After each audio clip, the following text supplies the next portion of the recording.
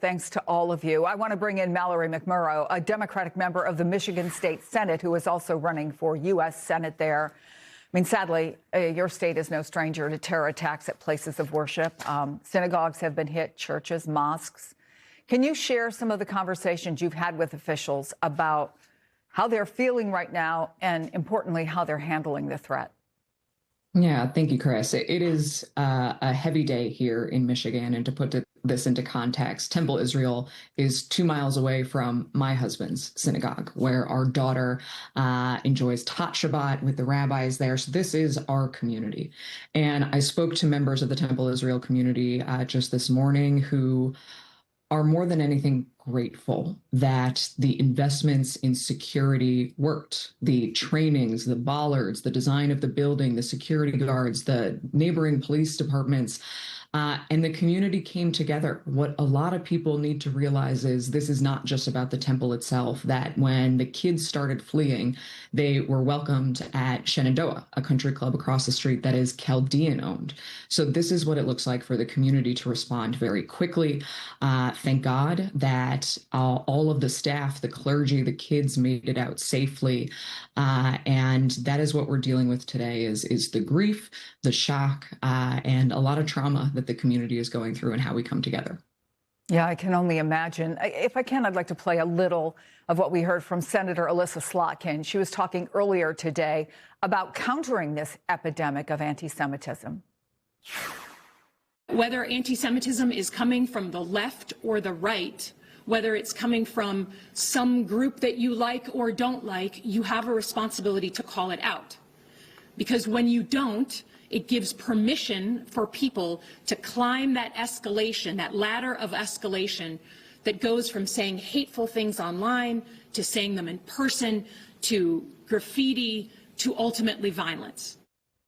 You've said something similar, I know, that people need to stand up and say this is not normal. We can't accept it as normal. But what's it going to take to get there? It's going to take all of us coming together. You know, the senator is exactly right that it is on the left, it is on the right. But more importantly than that, it's not a left or right issue. It is an issue that impacts all of us. And I've spoken with community members, not only in the Jewish community, but in the Muslim community, in the Arab community. There is so much shared trauma about what is happening in the Middle East. But we have to recognize that Michiganders are our neighbors. The people who live down the street from us are not our enemies. We are connected intricately, and it is going to take a lot of difficult work. It is the work that has been done for decades here on the ground between the two communities to come together across divides to heal so that we don't see anti-Semitism continue, that if there is anger and rightful anger about the horrors that we see happening in the Middle East, that the response is not to attack American Jews. These were 140 kids, babies. They have nothing to do with what is happening overseas. And we need to ensure that the community across the board here in Michigan has outlets to process trauma, and that we recognize that we have each other here at home. That is the only way that we get through this. In the meantime, as you well know, temples, synagogues spending a ton of money on security. The United Jewish Federation estimates the Jewish community as a whole now spends $765 million. And I want to play what one Jewish leader in Detroit had to say.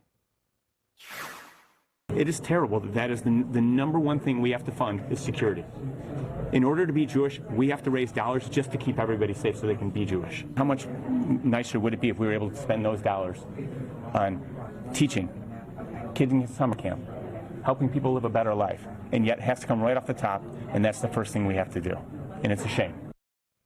I'm sure that resonates with you, having a child who participates in those programs, but is this sustainable? I mean, what's it going to take? I've talked to rabbi after rabbi after rabbi who echoes exactly what we just heard, that they're spending many multiples of what they've ever spent before, and they always wonder, is it enough?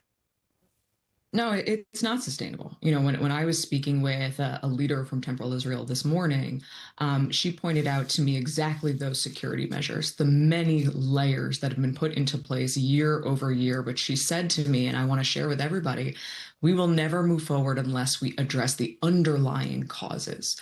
That is the hate, that is the anger, and it's not going to be solved by pointing fingers at either side. It is going to be solved by coming together, recognizing that our community needs each other across religions, across races. We have here in Michigan one of the largest and most active Jewish populations in the entire country, side by side with one of the largest and most active Muslim and Arab American and Chaldean populations. We have to exist with each other so that we can get to a place where it doesn't cost hundreds of millions of dollars in security grants just for, as your clip said, just for people to be Jewish. That is something that I certainly notice when I walk into my husband's temple with my daughter. The first thing I notice are the security guards. We say hello. I know that they're there. And I want all of the members of our community to know that you are safe in Michigan. We will spend what it takes. We have in our state budget. But long term, we need to be looking forward at how we come together so that those investments are not necessary. That day is not today, but that has to be our goal. So let me ask you about the federal budget. As you know, DHS has been shut down for the past month because of the stalemate over funding. Is it putting communities at greater risk? It shouldn't be. You know, Democrats put a deal on the table to remove the security grant funding from DHS, along with TSA, CISA, and the Coast Guard, to fund it with FEMA, because we can't lose sight of the fact that our community members are also demanding that ICE be completely overhauled from the ground up. While this is happening, there are also the reality that in Romulus, ICE outbid an automotive supplier to buy a warehouse to turn it into a detention center. And I came together with many other elected officials and community members in Romulus who stood alongside their city council, who voted unanimously opposing this detention center. All of these things coexist at once. Michiganders are demanding that ICE get out of our communities, that they stop terrorizing our communities, our friends and neighbors. We see an agency that is not going after violent criminals. They are going after small business owners and parents and preschool teachers. And we need to ensure that houses of worship, especially in the Jewish community, are safe. Democrats put a solution to do both on the table.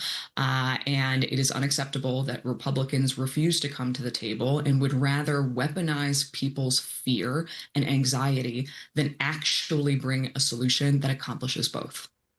Mallory McMurrow, thank you for taking the time to talk to us today. Thanks, Chris.